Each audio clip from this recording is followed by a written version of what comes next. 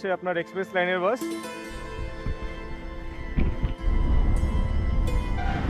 সরস্বতী পুজোর শাড়ি পরেছিলে? বড় হয়ে তোমরা কে কি করবে? তুমি পুলিশ হবে।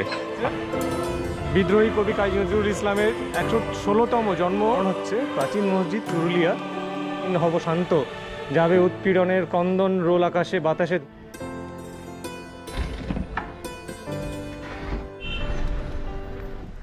তো ফ্রেন্ডস, আমার বাস সামনে দাঁড়িয়ে আছে। এটা হচ্ছে আপনার এক্সপ্রেস লাইনের বাস।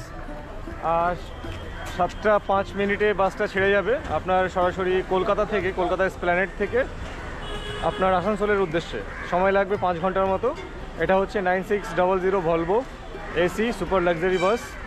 আর রেড বাস থেকে টিকিট কেটেছি, যেহেতু আপনার রেড বাস থেকে খুব সুবিধা হয় টিকিট কাটার জন্য।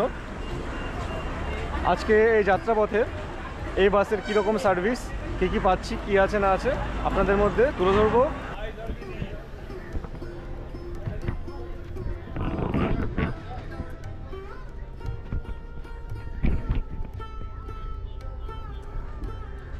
এটা হচ্ছে আমার সিট নাম্বার 4।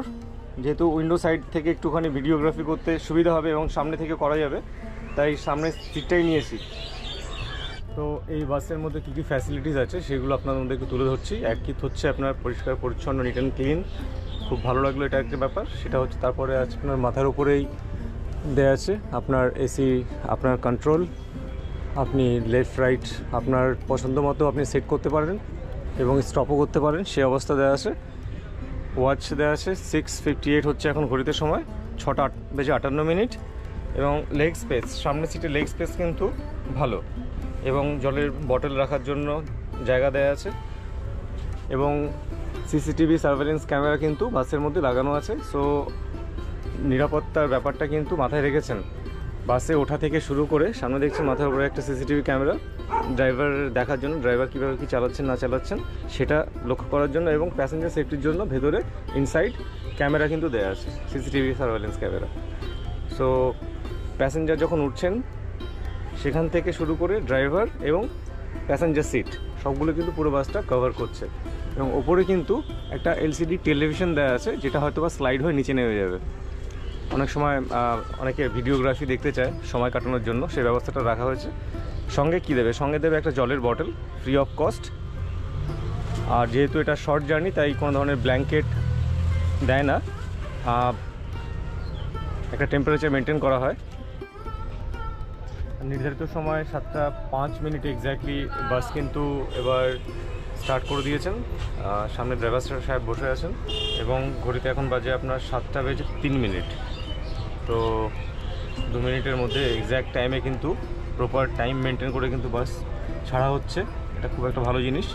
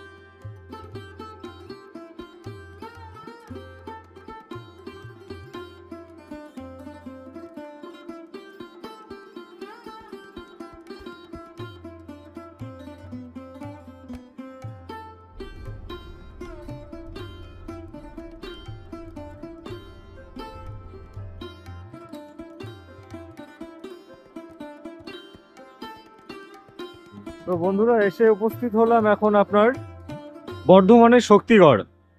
শক্তিগড়ে আপনার 10-15 মিনিট 20 মিনিটের একটা ব্রেক।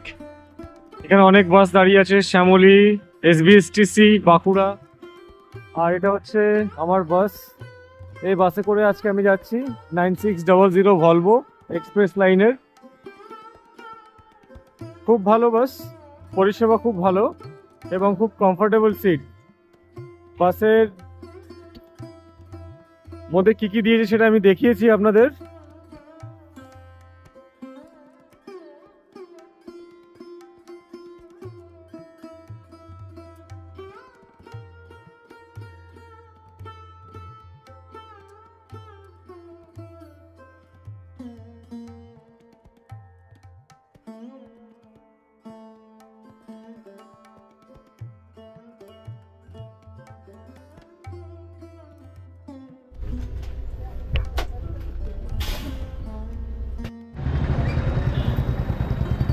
Welcome to Asansol. আসানসোলে চলে এসেছি।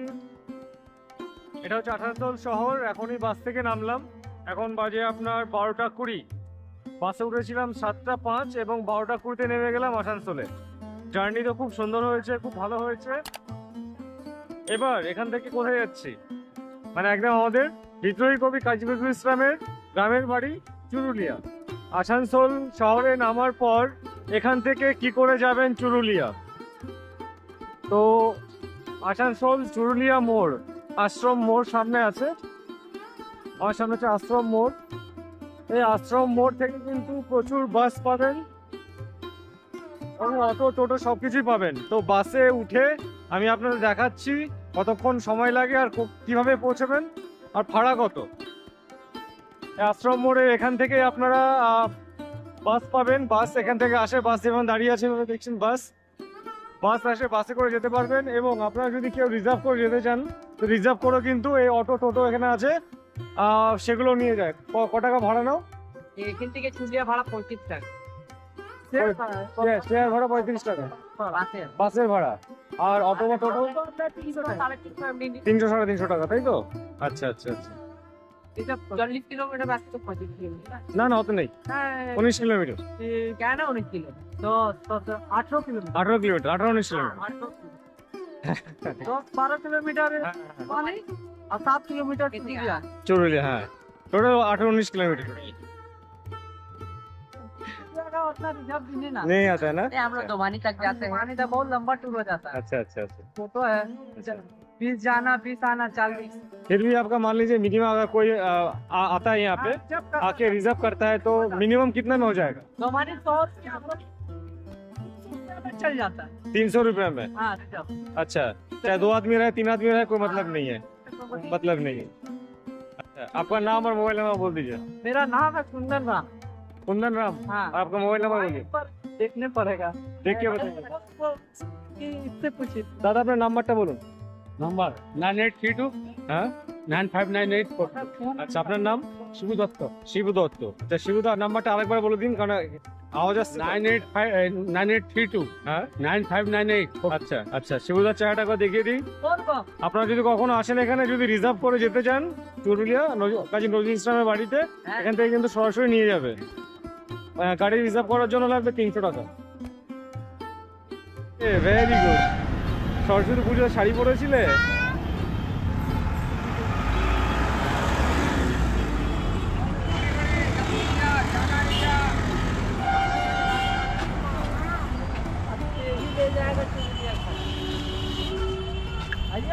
তুমিও ভিডিওতে আসবে, ঠিক আছে? হাই করে দাও। তোমার নাম? অম্বিকা মণ্ডল। অম্বিকা মণ্ডল আছে। অম্বিকা অবশ্যই দেখবে, ঠিক আছে? ভিডিও তুমি আসবে কিন্তু।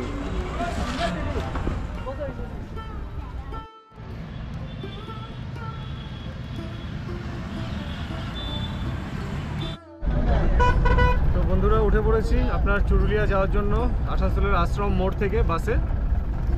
Local bus. এই কাকু আছেন বাসে অনেকটা হিসাবে। তো আমাদের সময় লাগবে যেতে আপনার 1 ঘন্টা। আর অন্য কোনো ট্রান্সপোর্টেশন বলতে আপনার টোটো কিংবা অটো রিজার্ভ করে যেতে হয়। আর এই বাস কতক্ষণ পর আসে আসানসোল থেকে? আপনার 20 মিনিট পর পর বাস আছে চুরুলিয়া যাওয়ার জন্য। 20 মিনিট পর পর। আসানসোল থেকে ওধার থেকে চুরুলিয়া থেকে রিটার্ন আসানসোল 20 মিনিট পর পর। তো সকাল 5টা 40 স্টার্ট হয় চুরুলিয়া বাস। আচ্ছা। আর আসানসোল থেকে 5টা 40 আর চুরুলিয়া থেকে 5টায়। আচ্ছা। আর লাস্ট গাড়ি আসানসোল থেকে 5:30টা। আর বিকেল 5:30।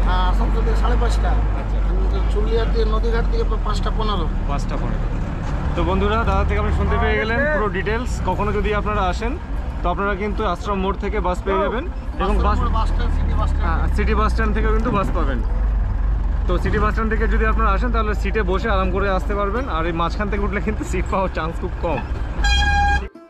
আমি প্রেফার করবো যদি আপনারা কখন আসানসোল আসেন সিটি সেন্টার বাস স্ট্যান্ড থেকেই বাসে উঠবেন, তাহলে কি হবে ওখান থেকে আপনারা বসে আসতে পারবেন সিট নিয়ে।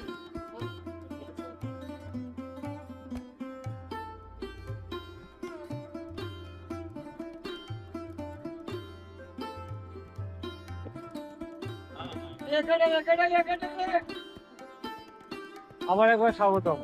এসে পৌঁছলাম মাঝ রাস্তায়, এটা হচ্ছে দোমোহনী বাজার। দোমোহনী বাজার চুরুলিয়া যাওয়ার পথে পড়ে, মাঝখানে পড়ে। তো এখন ড্রাইভার 10 মিনিটের লাঞ্চ ব্রেক নিয়েছে, লাঞ্চ ব্রেক সেরে আসার পরে আবার বাস চলবে। তো মনে রাখবেন এটা হচ্ছে দোমোহনী বাজার, চুরুলিয়া যাওয়ার পথে পড়বে এটা। আর এটা হচ্ছে আমার বাস, যে বাসে করে আমি এখন আসানসোল থেকে চুরুলিয়ার উদ্দেশ্যে রওনা দিয়েছি। পশ্চিমবঙ্গের আসানসোল জেলার চুরুলিয়া গ্রামে। এই চুরুলিয়া গ্রামে কেন? আমাদের যে বাংলার বিখ্যাত কবি এবং বাংলাদেশের জাতীয় কবি কাজী নজরুল ইসলাম, এটি হচ্ছে তার জন্মভূমি এবং জন্মভিটে কিন্তু এখানেই। তো আজকে আমি আপনাদের নিয়ে চলে এসেছি কাজী নজরুল ইসলামের জন্মভিটেতে, চুঁচুড়ার বাড়িতে। বিদ্রোহী কবি কাজী নজরুল ইসলামের 116তম জন্মদিন উপলক্ষে কবির পূর্ণাঙ্গ মূর্তি উন্মোচন করা হইল। এটা পূর্ণাঙ্গ মূর্তি, এটা উদ্বোধন করা হয়েছে আপনার 26/5/2015-তে। তো এবার চলুন আপনাদের নিয়ে যাই কবির জন্মভিটেতে। আচ্ছা ধন্যবাদ। আপনার নাম? অর্ণব পিঙ্কু। আচ্ছা, আপনি এখানে থাকেন? আমাদের চুরুলিয়া বাসেন এখানে। আচ্ছা আচ্ছা, মানে জন্মসূত্রে আপনার এখানে? হ্যাঁ, চুরুলিয়া। তার মানে আপনার তো খুব ঐতিহ্যের জায়গায় থাকেন। হ্যাঁ। এবং বাংলাদেশের জাতীয় কবি কাজী নজরুল ইসলাম। তাহলে আপনার ভাইজান তো বলছেন এটা দিয়ে কতক্ষণ লাগবে যেতে? 2-3 মিনিট। 2-3 মিনিট না? আচ্ছা ঠিক আছে, অসংখ্য ধন্যবাদ ভাইজান, ভালো থাকবেন। ঠিক আছে। তো বন্ধুরা, এই রাস্তাটি নতুন করা হয়েছে যাতে করে দূর দূরান্ত থেকে যদি কেউ আসে তাহলে কিন্তু এখান থেকে জাস্ট 2 মিনিট লাগবে। চৌধুরী পুকুর, এটার নাম হচ্ছে চৌধুরী পুকুর। এই চৌধুরী পুকুরেরও নিশ্চয়ই কোনো ইতিহাস আছে, আমি জেনে আপনাদেরকে নিশ্চয়ই জানাবো। কাজী নজরুল ইসলামের বাড়িটা কোনটা? ওইদিকে গিয়ে বাড়িটা তো? হ্যাঁ, ওইদিকে ওই রাস্তাটা ওই ছেলেগুলো হ্যাঁ। আচ্ছা ঠিক আছে, ধন্যবাদ। এই হচ্ছে আপনার সেই চুরুলিয়া গ্রাম। এই চুরুলিয়া গ্রামে এখন আমি ঘুরছি, হেঁটে হেঁটে যাচ্ছি কবির বাড়ির দিকে। সুন্দর মসজিদ স্থাপন, প্রাচীন মসজিদ চুরুলিয়া, তাই তো? তো বন্ধুরা দেখতে পাচ্ছেন এর সামনে এটা প্রাচীন মসজিদ চুরুলিয়া। প্রাচীন মসজিদ কেন? এটা কত সালে স্থাপন করা হয়? কত বছর আগে এটা কাজী নজরুল ইসলাম থাকা অবস্থায়? তারও আগে থেকে? তারও কাজী নজরুল ইসলামের বাবা আচ্ছা এই মসজিদের ইমাম ছিলেন। আচ্ছা, ইমাম সাহেব ছিলেন, তাই তো? আচ্ছা, কাজী নজরুল ইসলাম ওই মসজিদে নামাজ পড়তেন। ঘরের বাড়ি ছিল। এখন প্রিয় বন্ধুরা, আপনি জানতে পারলেন প্রাচীন মসজিদ লেখার কারণ হচ্ছে প্রাচীন মসজিদ চুরুলিয়া। এটা এই মসজিদ যার সাথে আমাদের বাংলাদেশের জাতীয় কবি কাজী নজরুল ইসলামের কিন্তু বংশগতিকভাবে কিন্তু জড়িয়ে আছে। প্রথা, কি প্রথা জড়িয়ে আছে? কাজী নজরুল ইসলামের স্বর্গীয় বাবা এই মসজিদের কিন্তু ইমামত্ব করতেন এবং এই মসজিদে কাজী নজরুল ইসলাম স্বয়ং নিজেও নামাজ পড়তেন। তো আপনারা যখন চুরুলিয়া কখন যদি ঘুরতে আসেন এই মসজিদে কিন্তু অবশ্যই একবার এসে কিন্তু দেখে যাবেন। হয়তো বা এখন মসজিদটা আপনার ইট বালি সিমেন্টে ঢেকে গেছে, কিন্তু একসময় কিন্তু এটা ছিল ছাউনি, খড়ের ছাউনিতে কিন্তু ইমামত্ব করেছেন আমাদের বাংলাদেশের জাতীয় বিদ্রোহী কবি কাজী নজরুল ইসলামের স্বর্গীয় বাবা। তো আমরা এখন যাচ্ছি কবির জন্মভিটেতে। জন্মভিটে যাওয়ার রাস্তা এটা দিয়ে, তাই তো? আচ্ছা, আর এটা কি আপনার প্রাইমারি স্কুল নাকি? এই স্কুলে পড়াশোনা আচ্ছা, এই স্কুলে পড়াশোনা করেছেন কবি? তার মানে এই স্কুলও তো আপনার বহু পুরনো, সেই ব্রিটিশ পিরিয়ডের স্কুল এটা। আচ্ছা, স্থাপিত 1870 সালে স্থাপন হয়েছে এই স্কুল। ঠিক আছে, ধন্যবাদ আপনাদের, অসংখ্য ধন্যবাদ। তো বন্ধুরা, এই যে গ্রাম, এই গ্রামে কিন্তু ছড়িয়ে ছিটিয়ে আছে আমাদের বাঙালির যে অস্তিত্ব, সেই অস্তিত্ব। কবি তীর্থ চুরুলিয়া নজরুল বিদ্যাপীঠ। এখানে একটা জিনিস আমি আপনাদের বলে দিই, এটা হয়েছে 1975 সালে, এটা সূচক সংখ্যা এত, কিন্তু যেটা আসল চুরুলিয়ার যেটা স্থাপন হয়েছিল আগে, এই সেই স্কুল চুরুলিয়া নজরুল বিদ্যাপীঠ প্রাইমারি, স্থাপিত 1870 সালে। তো 1870 সাল থেকে কিন্তু বাঙালিকে এবং পুরো বঙ্গকে একটা সুন্দর শিক্ষা প্রদান করার জন্য কিন্তু সেই ব্যবস্থা করে গেছিলেন সে বিদ্রোহী কবি।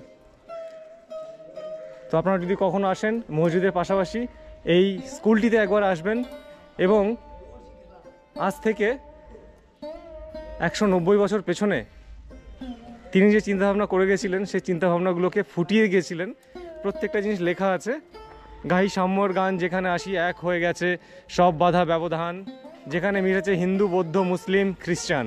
বাহ! এই যে একতা, এই যে ইউনিটি আজকে আমাদের মধ্যে বিভিন্ন জায়গায় কিন্তু 19-20 হচ্ছে, কিন্তু তখন ছিল না। তখন কিন্তু কোনো ভেদাভেদ ছিল না। তখন কিন্তু মানুষ মানুষকে ভালোবেসেছেন, একে অন্যের পাশে দাঁড়িয়েছেন। সো আপনারা যদি কখনো আসেন চুরুলিয়া, এই ঐতিহ্য এবং বিখ্যাত জায়গায় যেখানে কবির জন্ম হয়েছিল, জন্মভিটে, অবশ্যই কিন্তু এই জায়গাগুলো ঘুরে যাবেন। আচ্ছা, আর 1976 সালে ঢাকা থেকে কবিপুত্র কাজী সব্যসাচী কবির সমাধির মাটি নিয়ে এসেছিলেন, স্থাপন করেছিলেন বিপ্লবী গণেশ ঘোষ। তো সে মাটি নিয়ে এসে কিন্তু এখানে স্থাপন করেন কবিপুত্র কাজী সব্যসাচী।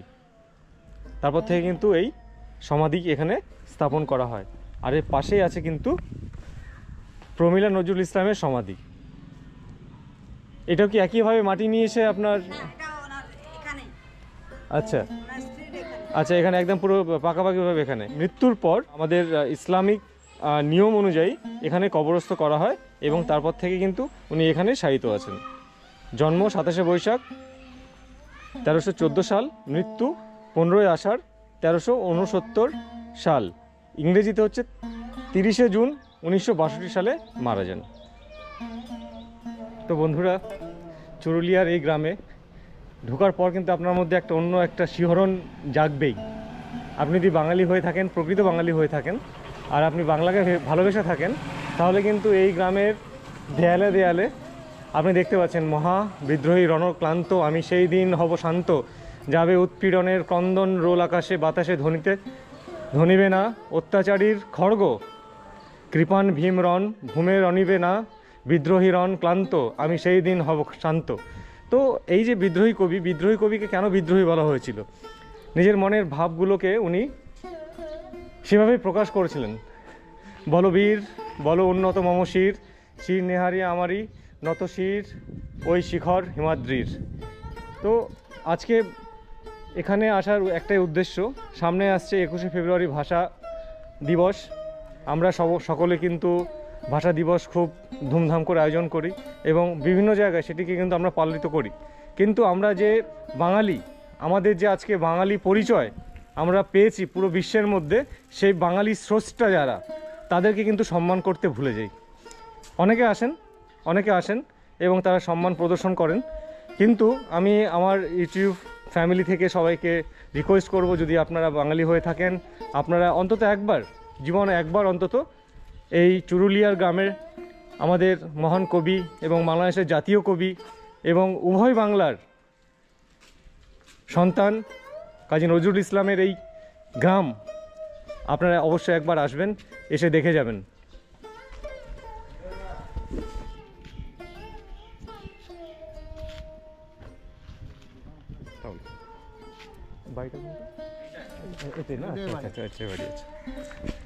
তো এখন আমি একদম পুরো আমাদের বিদ্রোহী কবি কাজী নজরুল ইসলাম স্যারের বাড়ির সামনে একদম উপস্থিত হয়ে আছি। এটা হচ্ছেন স্যারের বাড়ি।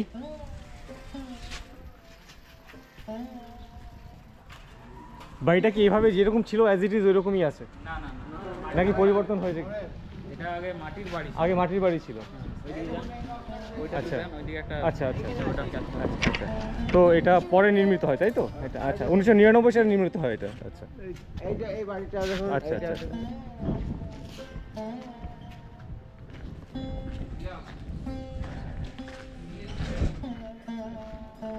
তো বন্ধুরা, যে বাড়িটি আমাদের কবির এখনো অবধি ধরে রেখেছে সে হচ্ছে এই মাটির বাড়ি।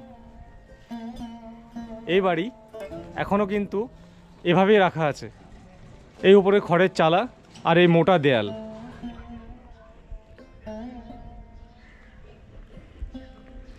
এর বিদ্রোহী কবির বিভিন্ন স্থাপনা, যেখানে যেখানে উনি কোথায় জন্মগ্রহণ করেছেন এবং ওনার গ্রাম, মসজিদ, কোথায় নামাজ পড়তেন, কোথায় উনি শিক্ষা পেয়েছেন এবং শিক্ষা প্রদান করেছেন এক সময় গিয়ে। আর এই যে ঘরগুলো দেখছেন, এগুলো কিন্তু ওনাদের আত্মীয় স্বজন, মানে চাচাতো ভাই বলেন রিলেশনে, সেই সম্পর্কের মানুষগুলো বা ওনার পরিবারের লোকজন কিন্তু এখনও এখানে বসবাস করছেন। এই যে বাড়ি দেখছেন, এনারা সবাই কিন্তু কাজী নজরুল ইসলামেরই আত্মীয় স্বজনের মধ্যে পড়েন। আমি চেষ্টা করব যদি তাদের মধ্যে থেকে কারোর সাথে কথা বলা যায় বা কাউকে পাই, একবার কিন্তু আমি অবশ্যই চেষ্টা করে দেখব সেটা। আমাদের বিদ্রোহী কবির যে অরিজিনাল যেটা বাড়ি ছিল সেটা কিন্তু ছিল এটা।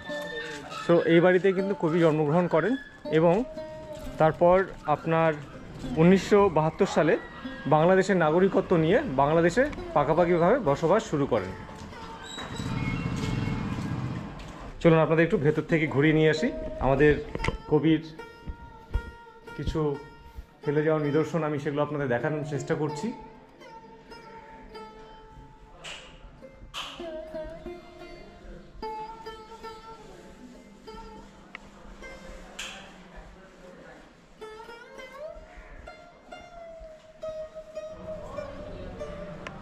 তো আজকে নিজেকে খুব সার্থক মনে হচ্ছে বন্ধুরা, যে আমি দেশ বিদেশের বহু দেশ ঘুরেছি, বাংলাদেশ, নেপাল, ভুটান, থাইল্যান্ড, বহু দেশে গেছি, কিন্তু মনে একটা আক্ষেপ ছিল যে একবার বাঙালি হয়ে আমরা গর্ব করে বলি, আমরা পৃথিবীর যেখানে থাকি না কেন গর্ব করে বলি যে আমরা বাঙালি। আমরা লড়াই করে আমাদের স্বাধীনতা ছিনিয়ে নিয়েছি এবং আমাদের অধিকার ছিনিয়েছি। সেই অধিকারকে স্থাপন করার জন্য যে কারিগর ছিলেন, আন্দোলনকে এগিয়ে নিয়ে যাওয়া যে কারিগর ছিলেন, সেই বিদ্রোহী কবি কাজী নজরুল ইসলামের বাড়িতে আজকে এসে সত্যি আমি নিজেকে গর্বিত মনে করছি এবং আপনাদেরও বলবো, অনুরোধ করব, অন্তত একবার বিদ্রোহী কবির, বাংলাদেশের জাতীয় কবি এই বাড়িতে জন্মভিটায় এসে ঘুরে যান। আপনাদের ভালো লাগবে এবং আপনাদের দেখা দেখি আরও অনেকেই আসবেন এবং এই নিদর্শন, ফেলে যাওয়ার নিদর্শনকে কিন্তু দেখতে পাবেন। প্রথাগতভাবে রবীন্দ্রনাথ ঠাকুরকে ভারতের জাতীয় কবি মানি এবং আমাদের কাজী নজরুল ইসলামকে বাংলাদেশের জাতীয় কবি মানি। আপনারা যদি কখনো আসেন, ঘোষণা হয়েছে এখন কিছু কাজ। আচ্ছা, এটা হেরিটেজ ঘোষণা হয়ে গেছে। আচ্ছা, আপনি তার মানে কি এখন এখানে রক্ষণাবেক্ষণের দায়িত্বে আছেন? আপনার নাম? আমার নাম মৌসুমী কাজী। মৌসুমী কাজী। আর আপনিও কাজী ফ্যামিলি থেকে আসেন? আচ্ছা, আপনি কি আপনার স্বজন কারা কারা এখন আছেন বর্তমানে? ভাইপো আছেন। ভাইপো আছেন, আচ্ছা। ওনার শরীর অসুস্থ, আচ্ছা, নালে আপনাকে এখনই দেখা করা। শরীর অসুস্থ মানে উনি উঠতে পারেন না? অক্সিজেন চলছে। অক্সিজেন চলছে, কথা বলতে পারেন না? অল্প স্বল্প কথা। আচ্ছা একদম শরীর খারাপ। আচ্ছা, ওই ভাইপো একমাত্র উনিই আছেন, আর কেউ নেই? আর এক ভাইপো আছেন, বাড়িতে আছেন কি ওনাকে। আচ্ছা আচ্ছা আচ্ছা আচ্ছা আচ্ছা আচ্ছা। এবং বিশ্বখ্যাত কবি কাজী নজরুল ইসলাম স্যারের সংগ্রহশালা থেকে কিছু জিনিস আমি আপনাদের তুলে ধরবো। অনেকে হয়তো বা দেখেছেন এর আগে, আবার যারা দেখেননি তাদের জন্য প্রথমবার।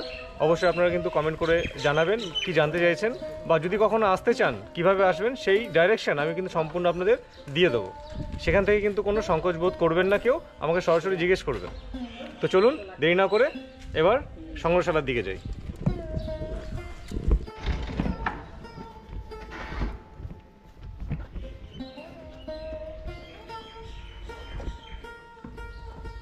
তো এই হচ্ছে আমাদের কবির সংগ্রহশালা, যেখানে প্রচুর কিছু দেখার আছে, লেখা আছে।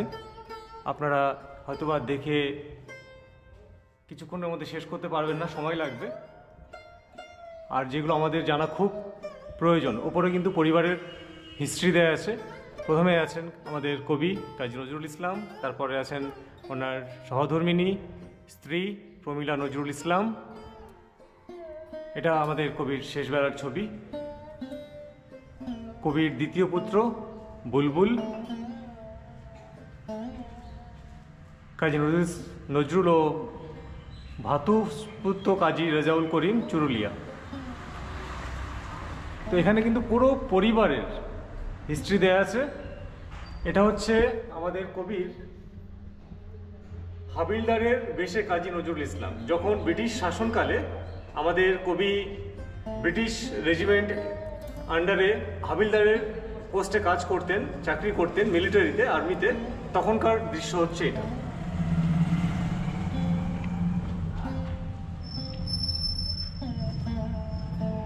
এই ছিল সেই আপনাকে যে স্কুল দেখালাম, সেই স্কুলের আগেকার যে দৃশ্য ছিল সেটি ছিল এই দৃশ্যটি। চুরুলিয়ায় যে বক্তব্যে নজরুল পড়তেন, এটি হচ্ছে সেই আগের বাড়ি, যে বাড়ির উপর এখন আপনি দালান দেখতে পাচ্ছেন, সে বাড়িটি হচ্ছে আগের এই অবস্থায় ছিল। তো এরকমভাবে কিন্তু কবির প্রত্যেকটা জিনিস এই সংগ্রহশালায় কিন্তু এখনো সুরক্ষিত আছে, সুরক্ষিত অবস্থায় আছে। এখানে আছে কবির ব্যবহৃত জামা কাপড়, কবিপুত্র কাজী অনিরুদ্ধ ব্যবহৃত জামা, কবিপুত্র কাজী সব্যসাচী ব্যবহৃত জামা, কবিপত্নীর ব্যবহৃত শাড়ি, কবিপুত্র বুলবুল ব্যবহৃত পাঞ্জাবি শাড়ি। তো এইরকম ফেলে যাওয়া নিদর্শন কিন্তু এখনও সংরক্ষিত অবস্থায় রেখে দিয়েছেন। এখানে কবির লেখা অনেক বই যেগুলো আজও সংরক্ষিত। তো এটাকে কি বলে দিদি ভাই? তানপুরা। আচ্ছা, তানপুরা। তো কবির ব্যবহৃত তানপুরা, অনেক কিছু এখানে এখনো আছে। কবি পত্নীর ব্যবহৃত খাট, এই খাটটা কিন্তু কবি পত্নী মানে প্রমীলা দেবী এই খাটটায় শুতেন বা এটাই ব্যবহার করতেন। ওনার কোমর থেকে প্যারালাইসিস ছিলেন। আচ্ছা আচ্ছা। এখানে বসে রান্না করেই কবিকে খাওয়াতেন। আচ্ছা আচ্ছা। ওই জন্য এত নিচু। ও আচ্ছা আচ্ছা আচ্ছা। মানে খাটটা যেহেতু ওনার প্যারালাইজ ছিল, উনি সেই অবস্থায় তো রান্না করে খাওয়াতেন। ছবিও দেখবেন। আচ্ছা, এগুলো হচ্ছে কবির ব্যবহৃত আসন। তো আপনারা যারা বাংলাদেশ থেকে দেখছেন বন্ধুরা, সামনে 21শে ফেব্রুয়ারি আসছে ভাষা দিবস। তো আপনাদের উদ্দেশ্য আমি উৎসর্গ করলাম আমার এই এপিসোডটিকে, যেহেতু আমার মামার বাড়ি, নানির বাড়ি বাংলাদেশ ঢাকায়, বিক্রমপুরের মেয়ে আমার মা। তো আজও কিন্তু একটা টান বাংলাদেশের প্রতি আমার আছে, ছিল ছোটোবেলা থেকে।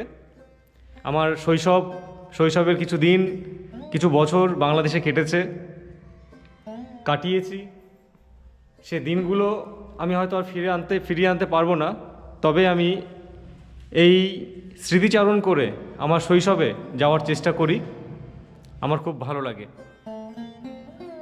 এগুলো হচ্ছে আমাদের কাজী নজরুল ইসলাম স্যারের হাতে লেখা চিঠিপত্র, যিনি জীবিত অবস্থায় বিভিন্ন ব্যক্তিকে চিঠি লিখেছিলেন, সেগুলো পরবর্তীকালে সংরক্ষিত করা হয়েছে এবং এখানে রাখা হয়েছে।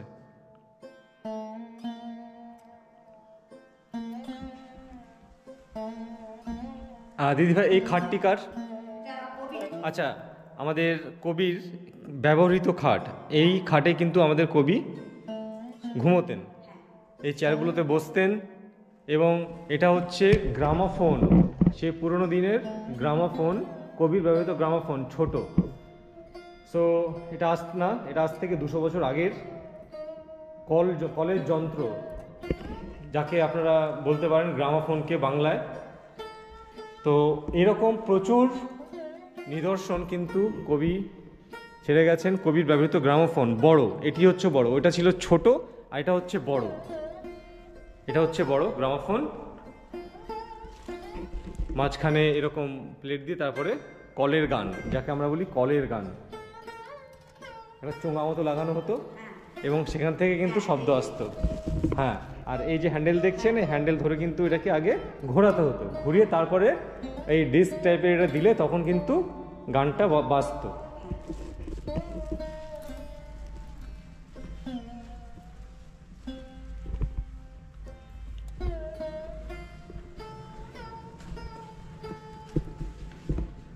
আর এখানেও কিছু জামা কাপড়ের ব্যবহৃত জামা কাপড়ের কিছু আছে, সেগুলোর মধ্যে হচ্ছে আপনার উত্তরীয়, কবির ব্যবহৃত পাঞ্জাবি, কবির ব্যবহৃত ধুতি পাঞ্জাবি, কবিরও ও কবি পত্নী জামা কাপড় পাঞ্জাবি।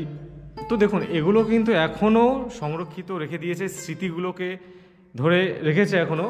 ছবির সাথে কিন্তু আপনারা মেলালেই বুঝতে পারবেন যে কবি কত সাধারণ ছিল, সাধারণ জীবনযাপন করেছেন এবং অমৃত্যু সাধারণই ছিলেন, কিন্তু উনি অসাধারণ কোনোদিনই নিজেকে দেখেননি এবং নিজেকে কখনো অসাধারণ তৈরি করেননি। তো এই হচ্ছে আমাদের বিদ্রোহী কবি কাজী নজরুল ইসলামের জন্মভূমি। জন্মভূমিতেই রাখা আছে আরও সাজানো তার স্মৃতি, এবং যতদিন বাঙালি সম্প্রদায় বেঁচে থাকবে তার সাথে সাথে কাজী নজরুল ইসলাম সকলের অঙ্গে রক্তে, তাদের চিন্তা ভাবনায় সব জায়গায় জীবিত থাকবেন। কবি আমাদের মধ্যে জীবিত থাকবেন আজীবন। তো প্রিয় বন্ধুরা, আজকের মতো এপিসোডটি এখানেই সমাপ্ত করছি। পরবর্তী এপিসোডে আপনাদের আরও অন্য কোথাও অন্য কিছু বিখ্যাত বা মানুষ ভুলে যাচ্ছে সেই বাঙালির ঐতিহ্যকে নিয়ে আমি আবার ফিরে আসবো। আমি শরীফ আহমেদ, আসানসোলের চুরুলিয়া থেকে আপনাদের আবারও একবার শুভেচ্ছা জানিয়ে আজকের এপিসোডটি এখানেই সমাপ্ত করছি। সবাই খুব ভালো থাকবেন। জয় বাংলা।